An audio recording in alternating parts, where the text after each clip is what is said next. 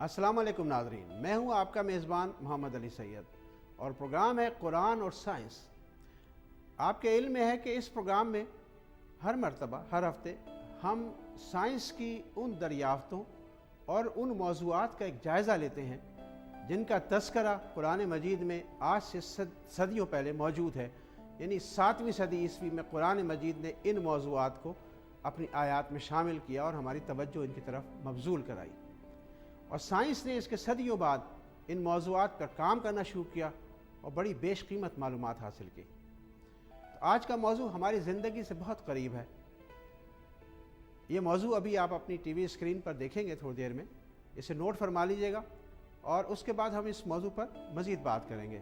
تو آج کے پروگرام کا موضوع یہ ہے، ہمارے آج کے پروگرام کا موضوع ہے انسان کی تخلیق۔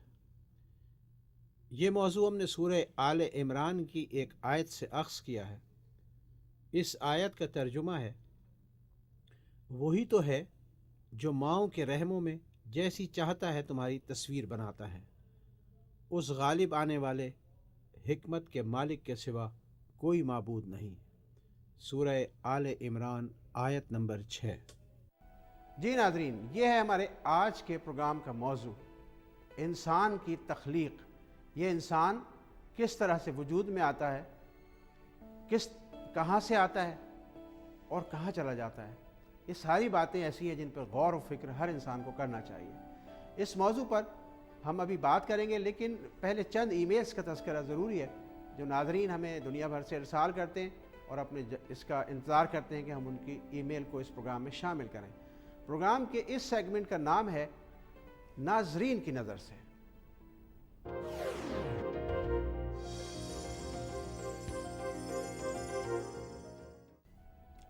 ناظرین، یہ ای میل آئی ہے کراچی ناظم آباد سے اور اسے ارسال کیا سید رضا حیدر نے۔ لکھتے ہیں، میں نے آپ کا ایک پروگرام دیکھا جس میں آپ نے بلیک ہولز کے بارے میں بتایا تھا۔ یہ پروگرام مجھے بہت پسند آیا۔ رضا صاحب، بہت بہت شکریہ آپ کی اس ای میل کا، لیکن ہم نے اس کے علاوہ بھی بہت سارے پروگرام کیے ہیں، اور یہ پروگرام اگر آپ دیکھ رہے ہیں تو اس کو بھی ذرا دیکھیے گا غور سے، اور پورا پروگرام دیکھیے گا اور اس کے بعد ہمیں ضرور اس کے بارے میں اپنا تبصرہ ارسال کیجیے گا۔ اس ای میل کا بہت بہت شکریہ۔ نیو جرسی امریکہ سے یہ ای میل ارجمن نے ارسال کی ہے۔ لکھتی ہیں یا لکھتے ہیں، کیونکہ نام سے نہیں معلوم ہو رہا کہ یہ، تو بہرحال لکھتے ہیں کہ آپ کا پروگرام بہت اچھا ہے، اور میں نے آپ کا ایک پروگرام دیکھا جس میں آپ نے پانی کے حوالے سے بات کی تھی۔ جی ارجمن، یہ ہم نے پانی کے حوالے سے پروگرام کیا تھا، اور ہم نے اس میں سورہ واقعہ کی ایک آیت سے اخذ کیا تھا موضوع کہ ہم پانی کے اوپر غور کیوں نہیں کرتے، اور پانی ایک ایسی چیز ہے کہ جو ہماری زندگی میں ہر وقت موجود رہتا ہے لیکن ہم اس پر غور نہیں کرتے۔ بہرحال آپ کی اس ای میل کا بہت شکریہ۔ یہ ای میل آئی ہے کینیڈا سے، انہوں نے شاعر کا نام نہیں لکھا، اور اسے ارسال کیا سکندر صدیقی صاحب نے۔ انہوں نے ایک سوال پوچھا ہے۔ سوال یہ ہے کہ ہم مسلمان سائنس کی دنیا میں اس قدر پیچھے کیوں ہیں؟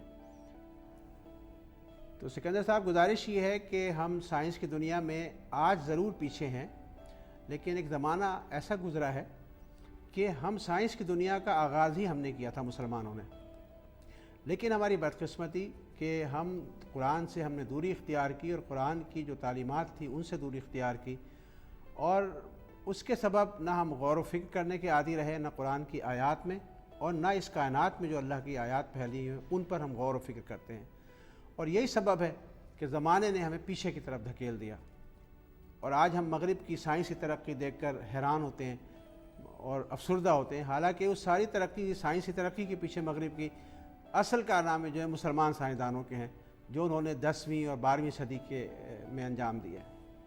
بہرحال آپ کی اس ای میل کا بہت بہت شکریہ، اور تمام ان ناظرین کی ای میل کا شکریہ جو ہمیں دنیا بھر سے ارسال کرتے ہیں۔ آج پروگرام میں وقت ذرا کم ہے تو کچھ ای میلز آج شامل نہیں ہو سکی ہیں، انشاءاللہ اگلے پروگرام میں انہی ای میل سے آغاز کریں گے پروگرام کا۔ بہت بہت شکریہ آپ کا۔ ناظرین، یہ تھی چند ای میلز جو ہم نے آپ کی خدمت میں پیش کی، اور اب ہم پروگرام کے موضوع کی طرف لوٹتے ہیں۔ آج کے پروگرام کا موضوع ہے انسان کی تخلیق۔ یہ ایک بڑا قابل توجہ اور قابل غور موضوع ہے، اور اس کے اوپر قرآن نے بار بار قرآن کی آیات میں اس موضوع پر آپ کو آیات ملیں گی انسان کی تخلیق کہ انسان کس طرح سے وجود میں آتا ہے اور کس طرح عدم سے اور شہود میں آ جاتا ہے۔ اب آپ غور کریں کہ دوسرے سیاروں کے اوپر اگر کوئی انسان جانا چاہے تو اس کو بڑے ہیوی پریشر سوٹس پہننے پڑتے ہیں، اور وہاں اس کے باوجود بھی وہ چند گھنٹے یا چند دن سے زیادہ زندگی نہیں گزار سکتا۔ اس کے برعکس یہ بھی زمین بھی ایک سیارہ ہے، اور اس سیارے کے اوپر روزانہ ہزاروں لاکھوں انسان آ رہے ہیں اور بغیر کسی پریشر سوٹ کے آ رہے ہیں، اور یہاں بڑے آرام سے 60 70 100 سال زندگی گزارتے ہیں، حتیٰ کہ بعض لوگوں کے ذہن سے تو تصور ہی مٹ جاتا ہے کہ ان کو واپس جانا ہے، لیکن بہرحال جانا ہے۔ اور ہمارا آج کا موضوع اصل میں یہی ہے کہ یہ انسانی جسم کے یہ کس طرح سے تخلیق ہوتا ہے اور کس طرح سے یہ رحم مادر کے اندر اس کی صورت گری ہوتی ہے اور کیا عوامل ہوتے ہیں۔ اس موضوع کو سمجھنے کے لیے ایک سائنسی تحقیق کا سہارا لیتے ہیں اور دیکھتے ہیں کہ سائنسدانوں نے اس موضوع پر کیا کام کیا اور کس طرح کی معلومات حاصل کی۔ اور پروگرام کے اس سیگمنٹ کا نام ہے سائنس کی نظر سے۔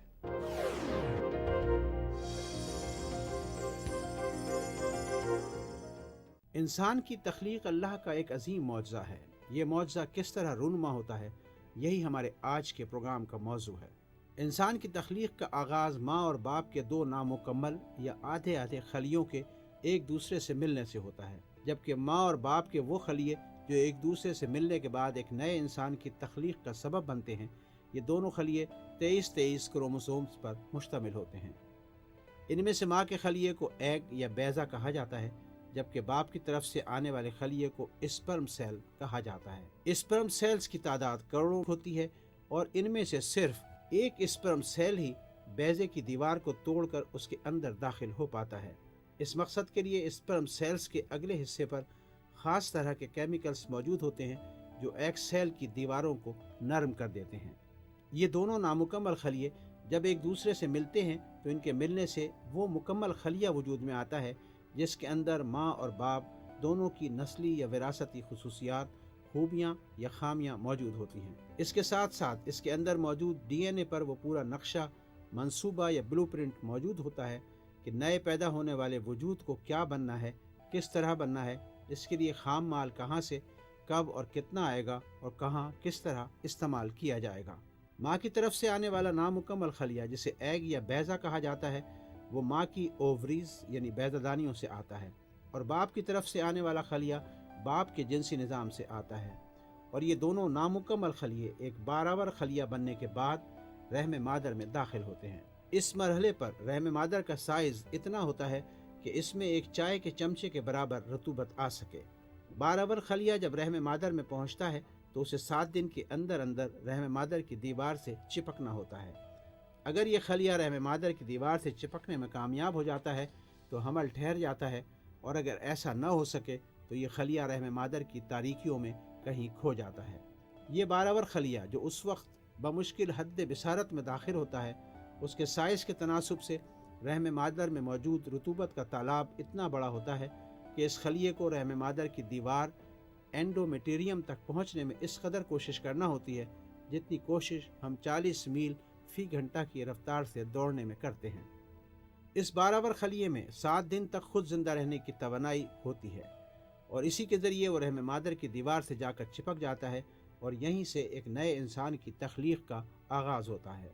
اس بارآور خلیے کے اندر ایک باقاعدہ پروگرام موجود ہوتا ہے۔ یہ خلیہ رحم مادر سے توانائی حاصل کر کے اس کی مدد سے اپنے اندر موجود اس مخصوص پروگرام پر عمل درآمد شروع کر دیتا ہے۔ اس کی مثال بالکل ایسی ہی ہے کہ دنیا کے اعلیٰ ترین کمپیوٹرز کو بھی اگر بجلی کی لائن سے مربوط نہ کیا جائے تو یہ کمپیوٹرز کسی پروگرام پر کام نہیں کر سکتے۔ رحم مادر کی دیوار بارآور خلیے کو وہ توانائی فراہم کرتی ہے جس کے ذریعے یہ خلیہ اپنے اندر موجود پروگرام پر عمل درآمد کر سکے اور ایک ننھے سے خلیے سے بڑھ کر 9 ماہ یا اس سے کچھ کم مدت میں ایک بالکل نئے انسان کو وجود میں لا سکے۔ ایسا انسان جو اس سے پہلے نہ پیدا ہوا تھا اور نہ کبھی پیدا ہوگا۔ اس کی شکل و صورت، رنگ، چال ڈھال، صحت، بیماریاں، عادات و اطوار، آنکھوں اور بالوں کا رنگ، اس کی صلاحیتیں، اس کی خوبیاں اور خامیاں، حتیٰ کہ اس کی انگلیوں کے نشانات بھی دنیا میں پیدا ہونے والے ہر انسان سے الگ ہوں گے۔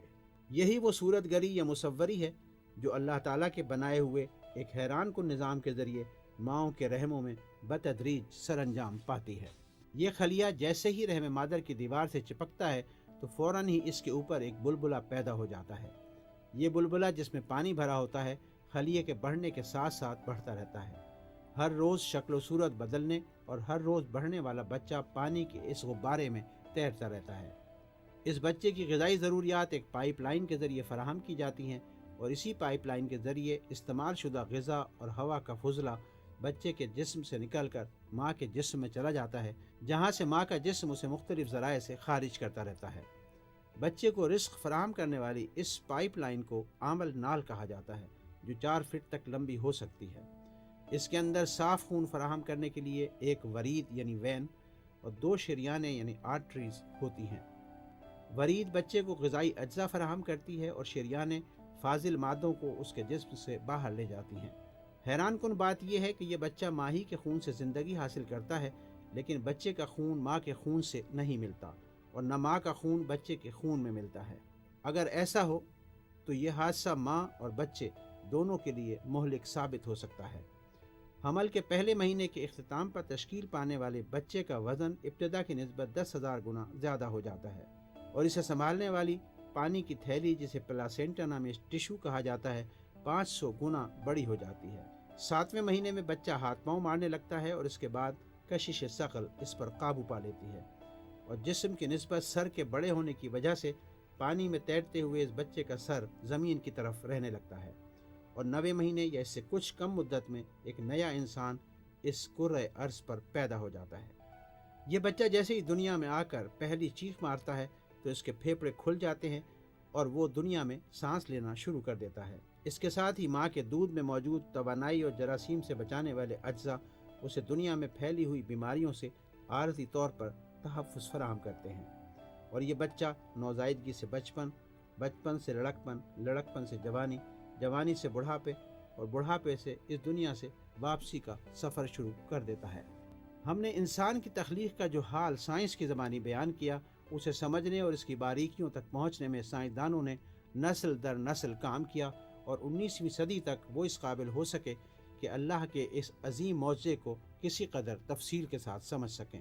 انسانی جسم اور تخلیق کے اس کارخانے کو دیکھنا اور سمجھنا ان ظاہری آنکھوں سے ممکن نہیں تھا۔ اللہ تعالیٰ کے ان معجزوں کو کسی قدر سمجھنے کا آغاز 16ویں صدی عیسوی میں ہوا۔ 1615 عیسوی میں برطانوی سائنسدان رابرٹ ہک نے آتشی شیشے کی مدد سے خوردبینی اشیاء کو دیکھنا شروع کیا۔ اٹلی کے نامور سائنسدان مارسیلو نے بھی 16ویں صدی عیسوی میں آتشی شیشے کی مدد سے پہلی بار خون کی باریک ترین نالیوں یعنی کیپلریز اور دوران خون کا مشاہدہ کیا۔ 17ویں صدی عیسوی میں ہالینڈ کے انتھونی وان لیوک نے پہلی بار انسانی خون کے خلیے کو دیکھنے کا اعزاز حاصل کیا۔ 18ویں صدی عیسوی میں فرانس کے کیمیاء دان لوئس پاسچر نے ان خوردبینی جراثیم کا پتہ چلایا جو بیماریاں پھیلاتے ہیں۔ اس کے بعد 19ویں صدی میں جو سائنس کے عروج کی صدی گزری ہے، مغرب کے سائنسدانوں نے الیکٹران خوردبین ایجاد کی جس کے ذریعے کسی بھی چیز کو 50,000 گنا بڑا کر کے دیکھا جا سکتا ہے۔ ان سب ایجادات کے بعد سائنسدانوں نے وہ باتیں معلوم کی جن کے بارے میں قرآن مجید 7ویں صدی عیسوی میں حیران کن سائنسی انکشافات کر چکا تھا۔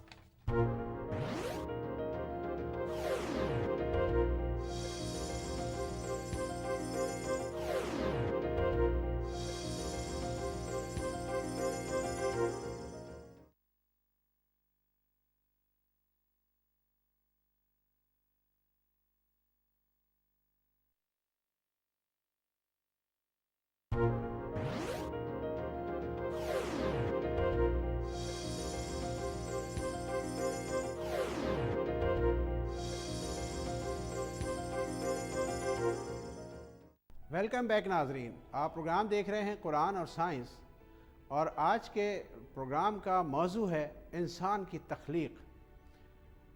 اس حوالے سے ابھی آپ نے ایک سائنسی تحقیق سے استفادہ کیا اور آپ نے دیکھا کہ ایک ننھا سا سیل جو حد بصارت میں بھی بمشکل داخل ہوتا ہے، کس طرح سے اللہ تعالیٰ کے بنائے ہوئے ایک نظام کے تحت رحم مادر کے اندر، رحم مادر کی دیوار سے چپکتا ہے اور 9 ماہ کے اندر یا 9 ماہ سے کم مدت کے اندر یہ ایک جیتے جاگتے انسان میں تبدیل ہو جاتا ہے۔ یہ بڑے حیران کن مراحل ہیں اور اللہ تعالیٰ کے عظیم معجزات ہیں۔ جن پر ہم کم غور کرتے ہیں کیونکہ ہم ان کے عادی ہیں اور روزانہ ہم دیکھتے ہیں کہ ایسا ہو رہا ہے۔ بہرحال اب اس موضوع کو مزید سمجھنے کے لیے اس موضوع کے جو سبجیکٹ اسپیشلسٹ ہیں ان کے پاس چلتے ہیں اور ان سے معلوم کرتے ہیں کہ یہ سارا عمل کس طرح سے سر انجام پاتا ہے، اور انسان کے اندر، انسانوں کی رنگتوں کے اندر، ان کی چال ڈھال، ان کے رویوں کے اندر، ان کے مزاجوں کے اندر جو نسلی اور وراثتی خوبیاں اور خامیاں ہیں وہ کس طرح سے ایک نسل سے دوسری نسل کے اندر منتقل ہوتی ہیں۔ پروگرام کے اس سیگمنٹ کا نام ہے ایکسپرٹس کی نظر سے۔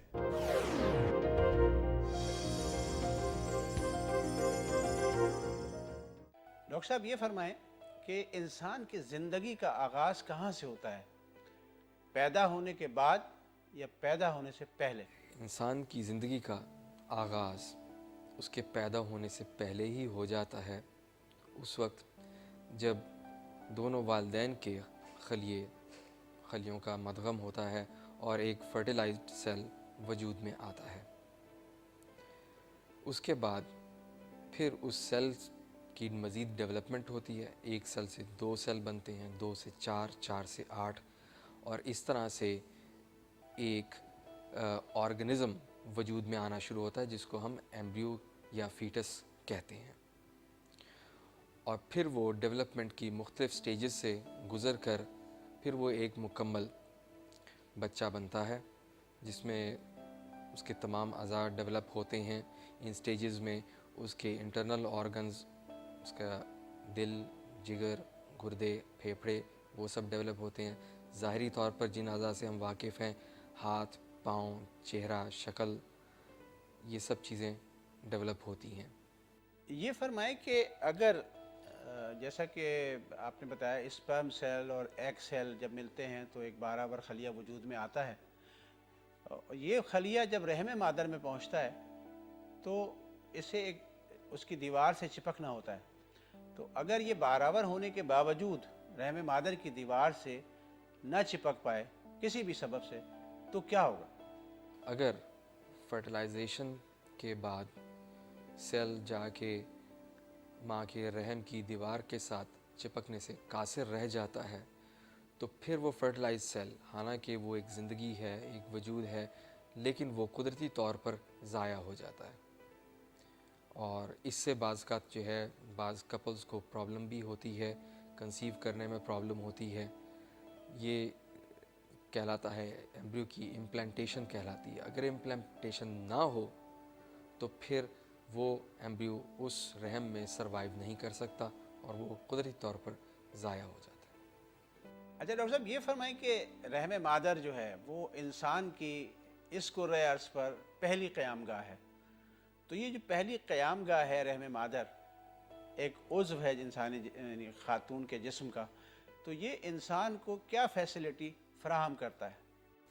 سب سے پہلے تو جب ایک سیل فرٹیلائز ہو جاتا ہے، ایک بچہ وجود میں آتا ہے، ایک زندگی وجود میں آتی ہے، تو اسے سب سے پہلے تو اپنے سروائیول کے لیے غذا چاہیے، توانائی چاہیے۔ یہ غذا اور توانائی اس کو ماں کے رحم کے ذریعے سے پہنچائی جاتی ہے۔ ماں کے رحم سے جو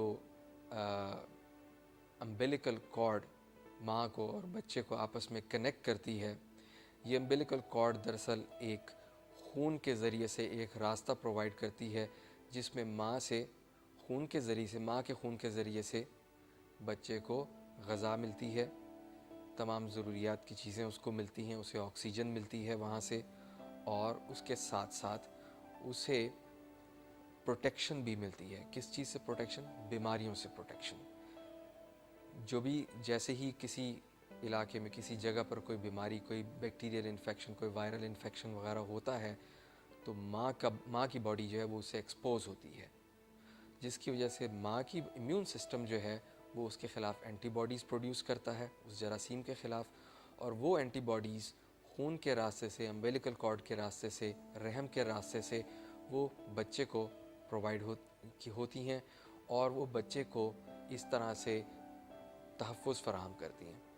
تو ماں کا رحم ایک فزیکل پروٹیکشن بھی پرووائڈ کرتا ہے، اور اس طرح سے جراثیم سے اور انوائرمنٹل دوسرے فیکٹر سے بھی پروٹیکشن پرووائڈ کرتا ہے، اور پورا لائف سپورٹ سسٹم ماں کے رحم میں اللہ تعالیٰ نے بچے کو فراہم کیا ہے۔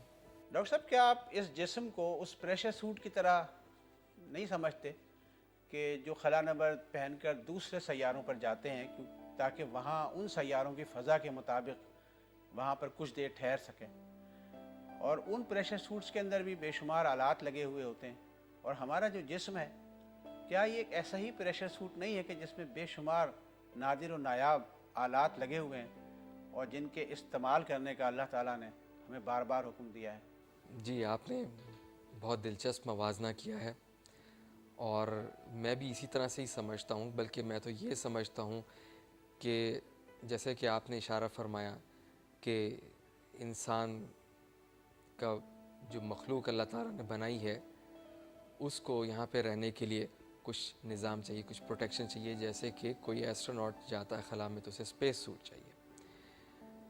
اب آپ کا بالکل بجا خیال ہے کہ انسانی جسم جو ہے وہ اس وجود کو، اس مخلوق کو جو اللہ تعالیٰ نے پیدا کیا ہے، اس کو یہ پروٹیکشن فراہم کر رہا ہے۔ میں تو بلکہ یہاں تک کہوں گا کہ کرۂ ارض اور کرۂ ارض پہ موجود ماحول، ایٹماسفیئر، وہ بھی اس کو وہ تحفظ فراہم کر رہا ہے، اس کو وہ پروٹیکشن فراہم کر رہا ہے۔ جیسے کہ آپ کو اوزون لیئر جو ہے وہ سورج کی الٹرا وائلٹ ریز سے پروٹیکٹ کرتی ہے، آپ کا ایٹماسفیئر اسپیس میں سے جو کاسمک ریز آتی ہیں ان سے پروٹیکٹ کرتا ہے۔ تو اس طرح سے پورا کرۂ ارض، بلکہ میں یہ بھی کہوں گا کہ پوری کائنات کو انسان کے لیے ہی بنایا گیا ہے۔ اس میں وہ تمام چیزیں ہیں، آپ کسی بھی شکل میں دیکھ لیجئے، وہ نباتات ہوں، حیوانات ہوں، کچھ بھی ہو، وہ بے شک جس کو آپ مٹی کہتے ہیں، جو کہ میرے نزدیک 92 نیچرلی اکرنگ ایلیمنٹس جو ہیں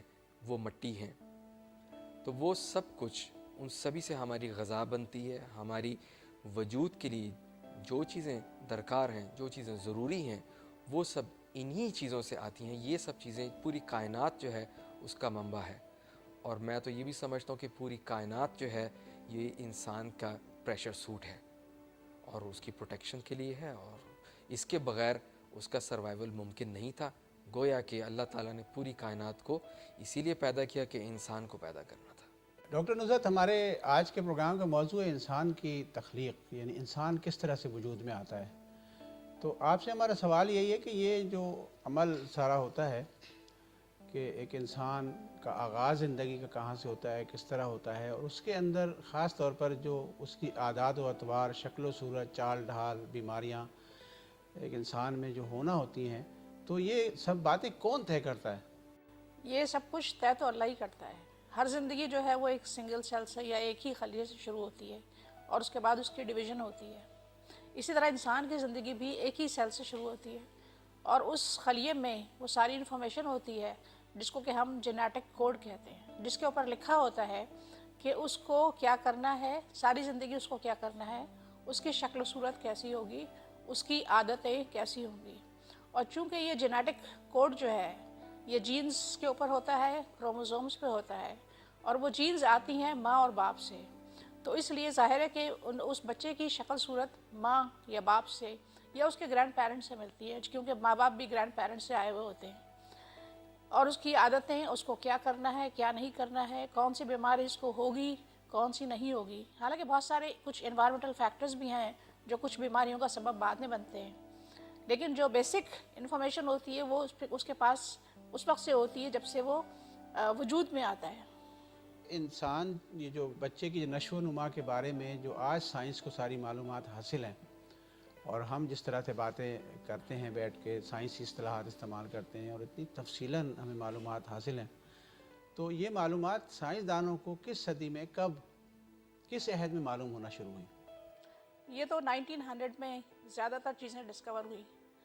1900 میں 19ویں صدی میں جب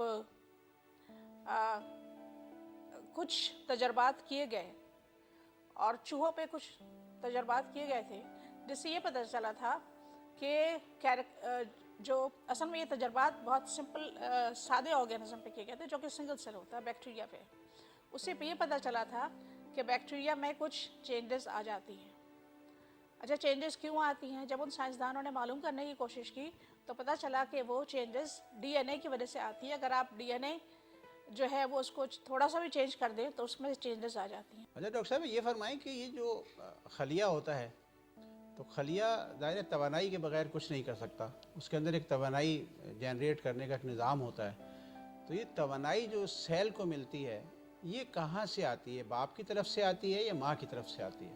توانائی جو ہے یہ آتی ہے مائٹوکونڈریا سے، اور مائٹوکونڈریا بچے کے یا سیل کے پاس جو ٹرانسفر ہوتی ہے یا بچے کے پاس جو ٹرانسفر ہوتی ہے وہ ماں سے آتی ہے، وہ فیمیل سے آتی ہے، باپ سے کبھی بھی نہیں آتی. اور اسی لیے قرآن میں فرمایا گیا ہے کہ الجنت تحت الاقدام الامہات، جنت ماں کے قدموں کے نیچے ہے، کیونکہ ساری توانائی بچے کو جو ہے وہ ماں کی طرف سے مل رہی ہے. انسان ایک وجود میں آتا ہے تو اس وقت اس کا یعنی ایک خلیہ ہوتا ہے یا خلیوں کا مجموعہ ہوتا ہے؟ زندگی جب شروع ہوتی ہے یہ خلیہ ہوتا ہے. وہ جب divide ہوتے زندگی جو شروع ہوتی ہے وہاں سے تو وہ ایک خلیہ ہوتا ہے جو ماں اور باپ کے نامکمل دو خلیوں سے مل کے بنا ہے. تو اس وقت کیا وہ حد بصارت میں آ سکتا ہے؟ اس کو ڈیولپمنٹ ہونا ہوتا ہے، کیونکہ ایک خلیہ تو کچھ نہیں کر سکتا، وہ مسلسل ڈیوائڈ ہوتا رہتا ہے. اور ایک سٹیج وہ آتی ہے، کیونکہ پہلے تو صرف سیلز ہی ہوتے ہیں یا خلیے ہوتے ہیں، ایک سٹیج وہ آتی ہے جس میں ڈفرینسیشن شروع ہوتا ہے، یعنی آرگنز یا اعضاء بننا شروع ہوتے ہیں کہ ہاتھ بنتا ہے، پیر بنتے ہیں، سر بنتا ہے، دماغ بنتا ہے، باقی پورا جسم بنتا ہے. تو یہ جب ڈفرینسیشن شروع ہوتا ہے تو اس میں حالانکہ پوری جسم میں سارے خلیوں میں وہی انفارمیشن ہے، وہی جینیٹک کوڈ ہے، لیکن اس کو پتہ ہوتا ہے کہ کس اعضاء کے لیے کون سی جینز آن ہوں گی اور کون سی جینز آف ہوں گی. تو اس لیے وہ اپنے حساب سے اعضاء بناتے ہیں. اگر خدا نخواستہ کسی بھی جین میں کوئی گڑبڑ ہو جائے تو وہ اعضاء میں بھی گڑبڑ شروع ہو جاتی ہے. آپ ذرا سی اس کی وضاحت کریں گے کہ جو یعنی ڈبل ہیلکس ہے اس کے اندر کیا ہوتا ہے؟ یعنی جو ماں اور باپ کے جو دو دھاگے آتے ہیں ان میں کیا گڑبڑ ہوتی ہے؟ اصل میں یہ جینز جو ہوتی ہے یہ ڈی این اے ہوتا ہے یا ڈبل ہیلکس جس کو ہم کہتے ہیں. تو یہ ڈی این اے جو ہوتا ہے اس میں بیسز ہوتی ہیں، چار ہی بیسز ہوتی ہیں، ایڈینین، گوانین، سائٹوسین، تھائمین، اور یہ ایک حساب سے ارینج ہوتی ہیں. اگر اس کی ارینجمنٹ میں اور جب یہ ڈی این اے جو ہے وہ ریپلیکیٹ ہوتا ہے تو وہ بیسز جو ہیں اسی طرح ٹرانسفر ہوتی رہتی ہیں ہر سیل میں.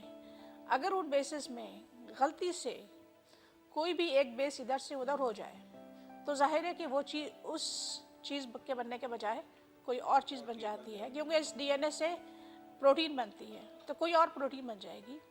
ایک بہت عام مثال ہے سکل سیل اینیمیا، جس میں سے کہ ایک بیس دوسری بیس سے چینج ہو جاتی ہے تو اس کی وجہ سے وہ پروٹین بنتی ہے جس کی وجہ سے ڈیزیز ہو جاتی ہے.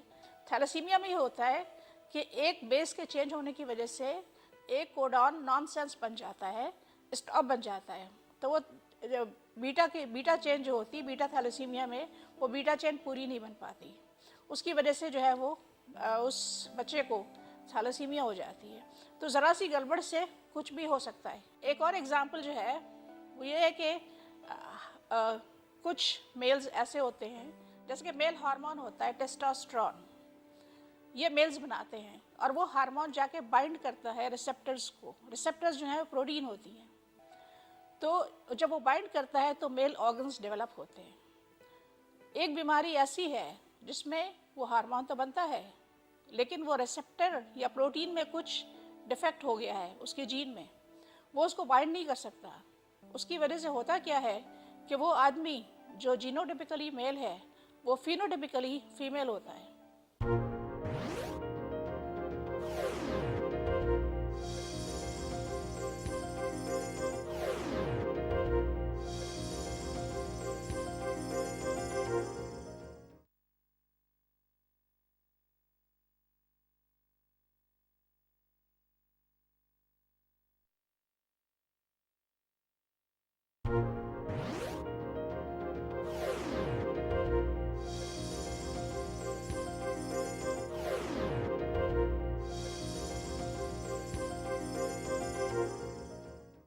ناظرین اکرام، آپ پروگرام دیکھ رہے ہیں قرآن اور سائنس، اور ہمارے آج کے پروگرام کا موضوع ہے انسان کی تخلیق، یعنی یہ انسان کس طرح سے وجود میں آتا ہے، کس طرح تخلیق پاتا ہے مرحلہ مرحلہ اور بتدریج. اس حوالے سے ابھی آپ نے ایکسپرٹس کی گفتگو سے استفادہ کیا اور آپ تک وہ حیران کن معلومات پہنچی جو شاید آپ کے علم میں پہلے نہیں ہوں گی۔ اب اس پروگرام کے ہم بالکل آخری اور دلچسپ ترین سیگمنٹ کی طرف چلتے ہیں اور دیکھتے ہیں کہ جن چیزوں کے بارے میں سائنسدانوں نے خوردبین کی ایجاد کے بعد 16ویں صدی میں معلومات حاصل کی، اس کے بارے میں 7ویں صدی میں قرآن مجید اور علماء قرآن نے ہماری کیا رہنمائی کی ہے۔ پروگرام کے اس سیگمنٹ کا نام ہے قرآن اور علماء قرآن کی نظر سے۔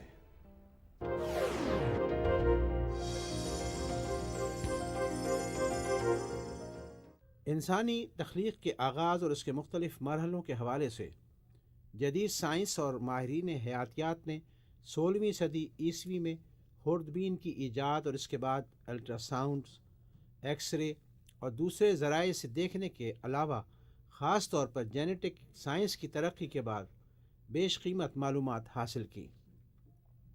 انہوں نے دیکھا کہ ایک نادیدہ باراور خلیہ کس طرح 9 ماہ یا اس سے کسی قدر کم مدت میں ایک جیتے جاگتے انسان میں تبدیل ہو جاتا ہے، اور پیدا ہونے والے بچے کی شکل و صورت، اس کی رنگت، اس کے مزاج اور اس کی عادات و اطوار کس طرح ان وراثتی خصوصیات کی مرہون منت ہوتی ہیں جو اس بچے کے ڈی این اے میں اس کے والدین کی طرف سے منتقل ہوتی ہیں۔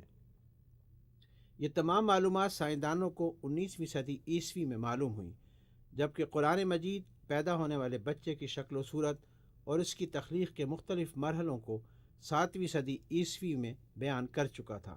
مثلاً وہی تو ہے جو ماؤں کے رحموں میں جیسی چاہتا ہے تمہاری تصویر بناتا ہے، اس غالب آنے والے حکمت کے مالک کے سوا کوئی معبود نہیں۔ سورہ آل عمران آیت نمبر 6۔ اور ہم نے انسان کو مٹی کے جوہر سے پیدا کیا، پھر ہم نے اسے ایک محفوظ جگہ یعنی رحم مادر میں نطفہ بنا کر رکھا، پھر ہم ہی نے اس نطفے کو جمع ہوا خون بنایا، پھر ہم ہی نے اس جمے ہوئے خون کو گوشت کا لوتھڑا بنایا، پھر ہم ہی نے اس کو ایک دوسری صورت میں پیدا کیا۔ کتنا بابرکت ہے وہ اللہ جو تمام بنانے والوں سے بہترین بنانے والا ہے۔ سورہ مومنون آیت نمبر 14۔ اور اس کی نشانیوں میں سے آسمانوں اور زمین کا پیدا کرنا اور تمہاری زبانوں اور رنگوں کا ایک دوسرے سے مختلف ہونا بھی ہے۔ صاحبان علم کے لیے اس میں یقیناً اللہ کے وجود کی نشانیاں ہیں۔ سورہ روم آیت نمبر 22۔ قرآن مجید کی آیات کی تفسیر و تشریح کرتے ہوئے علماء قرآن نے بھی انسانی تخلیق کو اپنے خطبات اور ارشادات کا موضوع بنایا۔ مثلاً اللہ کے رسول صلی اللہ علیہ وآلہ وسلم سے جب انسانوں کی مختلف نسلوں، شکلوں اور رنگوں کے بارے میں سوال کیا گیا کہ ایسا کیوں ہے، تو آپ صلی اللہ علیہ وآلہ وسلم نے فرمایا کہ زمین کی 60 بڑی رگیں ہیں، اسی وجہ سے لوگ 60 مختلف رنگوں کے پیدا کیے گئے ہیں۔ حوالہ کتاب النوادر۔ حضرت علی ابن ابی طالب علیہ السلام نے جدید میڈیکل سائنس کے دور سے صدیوں پہلے جس میں انسانی کے بارے میں وہ حیران کن انکشافات کیے جن کی تصدیق آج کی سائنس واضح طور پر کر رہی ہے۔ آپ علیہ السلام نے فرمایا، کیا تم یہ گمان کرتے ہو کہ تم ایک چھوٹا سا جسم ہو، حالانکہ تمہارے وجود میں ایک عالم اکبر سمایا ہوا ہے۔ تمہارا وجود وہ کتاب ہے جس سے اللہ کے اسرار و رموز ظاہر ہوتے ہیں۔ تمہاری بیماری تمہارے جسم کے اندر سے پیدا ہوتی ہے اور تمہارا علاج بھی تمہارے جسم کے اندر موجود ہے، جس کا تم فی الحال شعور نہیں رکھتے۔ ایک اور مقام پر حضرت علی ابن ابی طالب علیہ السلام نے فرمایا، یہ انسان بھی تعجب کے قابل ہے کہ چربی سے دیکھتا ہے، گوشت کے لوتھڑے سے بولتا ہے، ہڈی سے سنتا ہے اور ایک سوراخ سے سانس لیتا ہے۔ حوالہ نہج البلاغہ کلمات قصار۔ ناظرین کرام، آپ پروگرام دیکھ رہے ہیں قرآن اور سائنس، اور ہمارے آج کے پروگرام کا موضوع تھا انسان کی تخلیق، کہ یہ انسان، یہ اشرف المخلوقات جو ہے کس طرح سے وجود میں آتا ہے۔